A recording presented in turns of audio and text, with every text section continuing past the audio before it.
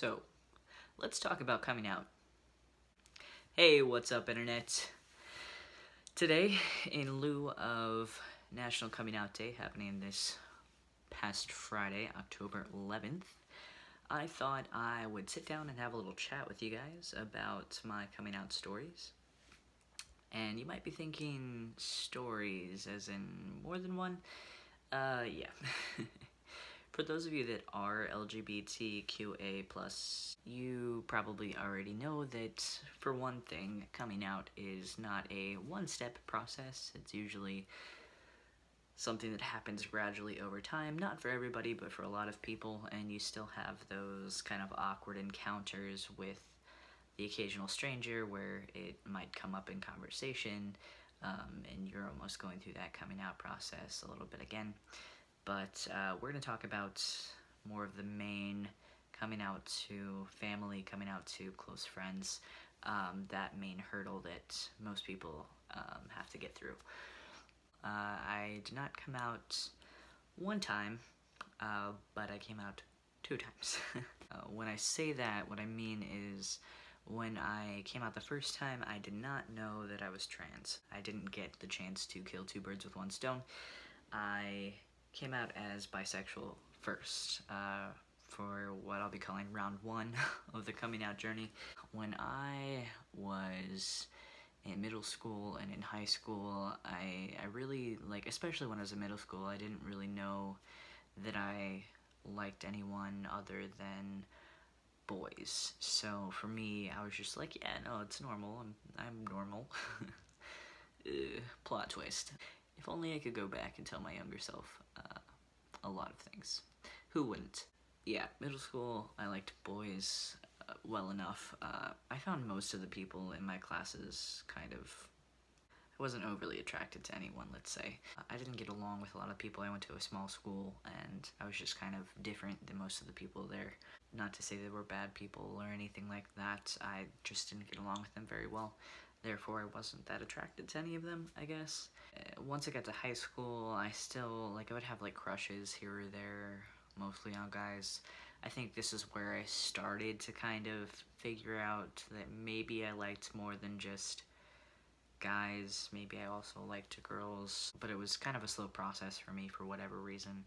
I might save my struggles with coming to terms with my own sexuality and my own gender identity for a later video, but just to skip a little further ahead, by the time I hit college, my first year of college, I realized, yeah, I think I like girls also. So at this point, I was still identifying as female, so this was kind of a new revelation, and this was not so normal for what I was used to.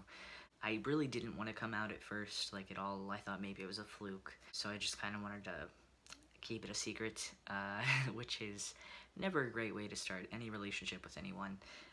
My first relationship with a girl did not last very long. Obviously, when you're starting on the basis of secrecy, it's probably not going to, but yeah. Around this point in time, I came to the conclusion that this wasn't going to kind of go away on its own. I had met another girl that I had started talking to and started dating, and it was one of those things that I just really didn't enjoy keeping secrets from my family at that point in time. So one day after I got home from college, I had decided to have a conversation with my mom. Those of you that have come out probably know this feeling of anxiety where you just your stomach feels like it's curdling.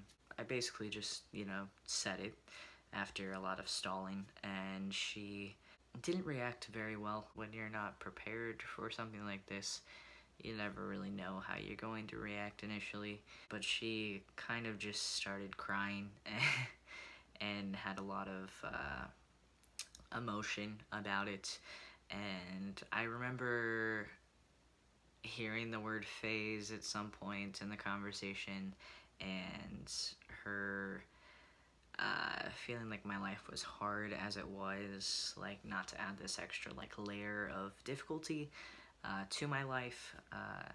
And also I think she mentioned something about like wanting grandchildren, which I didn't quite understand where she was coming from with that, just because being gay or straight, like, I don't think any of that dictates whether or not you have kids. But I think there was just a lot going through her head at that point. Basically told me that I shouldn't tell the rest of my family, that I shouldn't tell my dad because that would make my life more difficult, and then I shouldn't tell my grandmother because that would make my life more difficult, and so on and so forth, and pretty much just to keep it between us. It was something that I had already told my younger sister at that point. I had come out to her previously because I knew she would be fine. She's 5 years younger than me, and she has always spoke very liberally and been very open-minded about things. So I had told her about it, and that had gone fine, so that wasn't even really a big deal for me. I should probably also mention that I did not grow up in a religious household. My mom really wasn't that religious after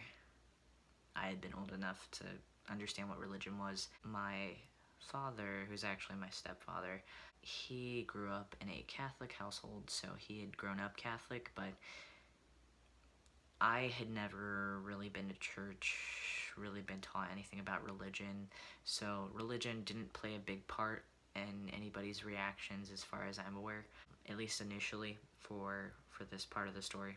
I kind of went on about my business for a while as far as coming out to my family goes, and then I had come home a different day from college, probably a few months later, after I'd been dating my second girlfriend for a while. My mom was in the kitchen and she was talking about how they had like gotten some food and didn't really like it, but there were some leftovers for me if I wanted to try it. And she was like, oh, by the way, I accidentally told your father, like in the midst of all of her like chatter about the food. And so I had a moment of, what did you accidentally tell him exactly? Because you weren't very specific in the midst of all that other nervous banter. And so she repeats herself and just says, I accidentally told your father. Once again, and I'm just kind of giving her this look of, I don't know what you're talking about. Would you care to elaborate? At which point she explains that my dad was talking about, like, oh, like, I just, like, I feel bad, like, I feel like he's gonna, you know, like, I feel like he hasn't really been dating anybody, and, like, I'm just, like, I'm worried that, like, he'll be, like, alone or something, and some sort of conversation like that. And my mom was like, well, him and so-and-so are dating, just not even thinking about it, supposedly. That's how I came out to my father, via my mother, who is terrible at keeping a secret. Which wasn't even something that I wanted to keep a secret in the first place. It was something that I wanted to tell him myself, so that kind of sucked. I don't really hold anything against anybody at this point in time for the way all of that played out, but it was something where I really wish that I could have been the one to tell them. So if you're in a situation where you're ready to tell somebody something, then I think you probably just should before it gets to them some other way. So my friends, I don't even remember how I came to them. I just kind of did.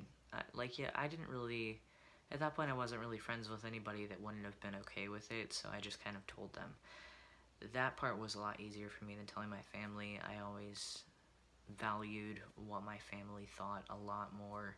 Like, I put a lot more weight on that. Not to say that I didn't put a lot of weight on what my friends thought, but I was just always a lot better at picking really good friends for that sort of thing, that I didn't feel uncomfortable about talking about that sort of stuff. So, or anything that would have made me feel uncomfortable talking to my family about. Probably like a year or two later is when I finally told my grandmother, who's pretty much my only other like immediate family, that I would have felt the need to talk to about it. And it went okay. Like, she just was kind of like, you know, the world is the way it is now, so not much I can do about it. It really wasn't that big of a deal. As far as being trans goes, that was a lot harder for me to deal with and to process myself, let alone to vocalize to other people, even my friends, let alone my family.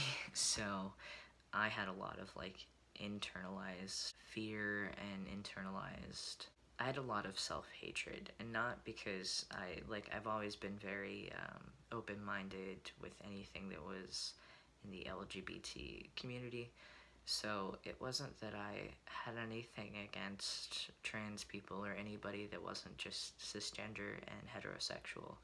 Like, it was just very internalized, where I just wanted to feel more normal or be more normal, whatever normal is, whatever our society has decided is normal. But, you know, I felt like I had just gotten through this hurdle of coming out the first time, and I just didn't know how to even begin to start coming out again. I went back and forth on whether or not I was trans for so long, because I think I just didn't want to be.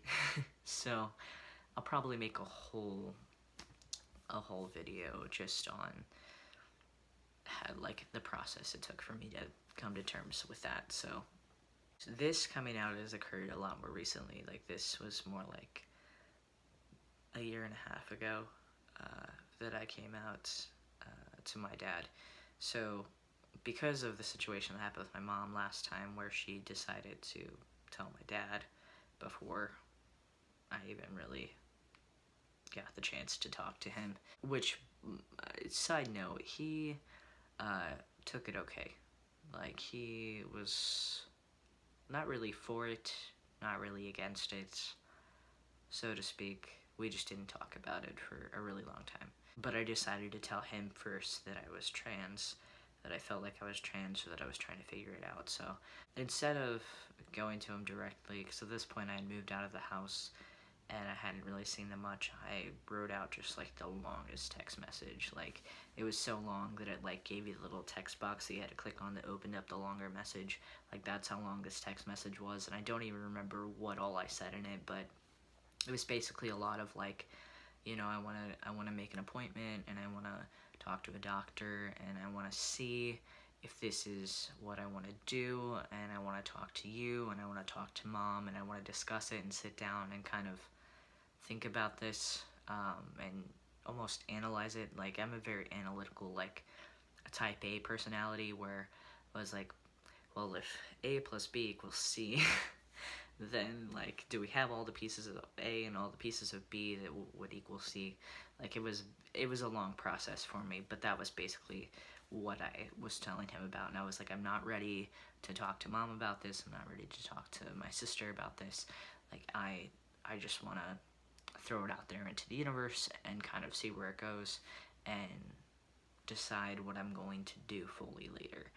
And so he was just kind of like, you know, I love and support you no matter what, which is all anyone could want in a response, but it was a text message response, and I don't think there was a lot of thought put behind it at that point in time. So fast forward a couple months, and I started talking about this again. I had made my appointment at the gender clinic that I was going to go to, which was an hour and a half away from where I live.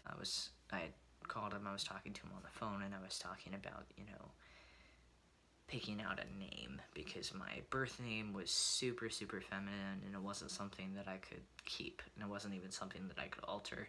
And since my dad is my stepdad, I thought him and my mom could decide on a name for me if that's something that they'd be interested in doing. I just thought it would be a cool concept for him to get the chance to name me, since he wouldn't have been around to name me the first time.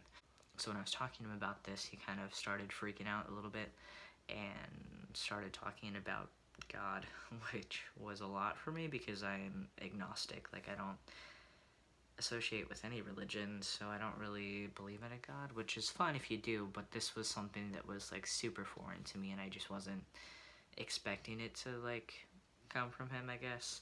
But I guess this was kind of crossing the line of where his quiet religion stood. So he started talking about that, and I decided I needed a break. But then he also continued to talk and told me that he not only told my mom, he also told my grandmother, and I think they had told my sister. Like, they had told everybody. Like, everybody knew at this point. So my plan to try my dad this time instead of my mom, since my mom backfired last time, ended up backfiring even worse, which really sucked. So I went through a long period of time where I didn't really talk to anybody because I didn't even know what to say, let alone do. So, and I still don't really talk to them right now, but I'm hoping at some point to kind of work through this part of the coming out process, but at the end of the day, I really did need to do what I needed to do in order to have a chance at happiness, in order to have a chance at a life, at a quality of life, not necessarily just a life, because that's what it was really coming down to there in the last couple of years of struggling with whether or not I was trans. Everybody that I came out to, they were my friends, like, I kind of told them as I was working through some stuff, and that I was going back and forth, and they were all very supportive. They helped suggest names, and they helped try out names, and talked about a lot of things. And coming out at work was a little weird too, because I've had the same job since before I came out and after. Work was really good with it too, which I was very fortunate. So really the only people that weren't that cool with it are my family. Sometimes that happens, and I hope one day I'll be able to make a video for you guys that is more positive. Maybe not, but I'm hopeful. I don't want this to be a sad video. It just is what it is, to be honest with you. Like, that's been over a year ago for me now, so it's not that big of a deal, and I'm still so much happier than I was before I came out. So that's the takeaway from this, is sometimes you have to do what's best for you, even if other people want to make you feel like it's hurting them, even if it's really not. So yeah, that's my coming out story. If you guys have any questions, or you need some encouragement or advice on how to come out, you're more than welcome to drop your questions below, and I will try to answer them to the best of my abilities. I've definitely been through it and then some, so I might be able to answer a couple questions. Alright, I'll talk to you guys later.